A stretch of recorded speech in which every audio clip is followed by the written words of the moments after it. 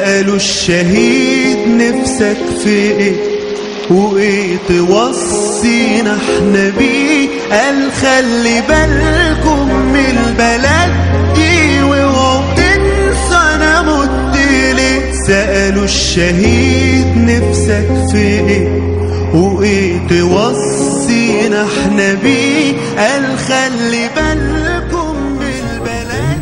انا مصري مقيم في دبي حاليا، بس نازل يوم الجمعة 1 ابريل في المظاهرة المليونية لإنقاذ الثورة، علشان نأكد على المطالب اللي لسه ما اتحققتش، لأنه مش بمجرد سقوط النظام فكده الثورة حققت المطالب بتاعتها.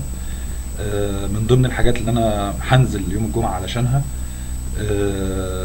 الإفراج عن المعتقلين الرأي، سواء كانوا من أثناء الثورة أو بعد الثورة.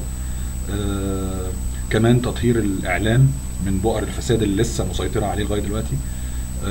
وأهم حاجة الإسراع في محاكمة قتلة الشهداء، وكمان محاكمة رؤوس النظام السابق على رأسهم مبارك طبعا والثلاثي عزمي وسرور وصفوت الشريف.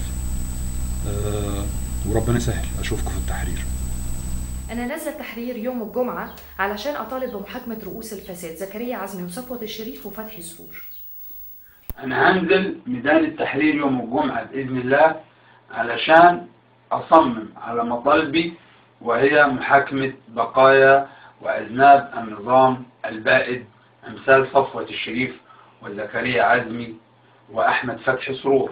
أنا هنزل التحرير يوم الجمعة اللي جاية بإذن الله علشان أنادي أصدقائي من شباب الثورة بتوحيد صفوفهم اللي الثورة المضادة قدرت إن هي تشتتهم وتفرقهم نوعا ما. كمان هنزل التحرير يوم الجمعة علشان أحتفل بأطفال شهداء الأيتام في يوم اليتيم. أنا هنزل يوم الجمعة، هنزل عشان لغاية النهارده الكبار الفاسدين لسه محدش حاسبهم وبيتحركوا زي ما هم عايزين. هنزل عشان ده يوم اليتيم، هقول لولاد شهدائنا واخواتنا اللي ماتوا احنا لسه فاكرينكم ونزلنا النهارده عشان نجيب بقية حقكم. عشان كده انا هنزل يوم الجمعة.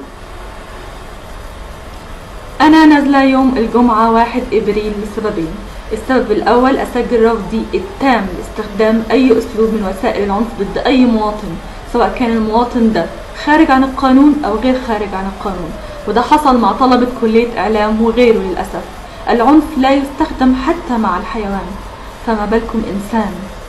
السبب الثاني هو إن احنا نكمل تنظيف، لأنه بصراحة ما ينفعش أنظف حتة وأسيب حتة مش نظيفة. اللي مش نظيف هيوسخ النظيف.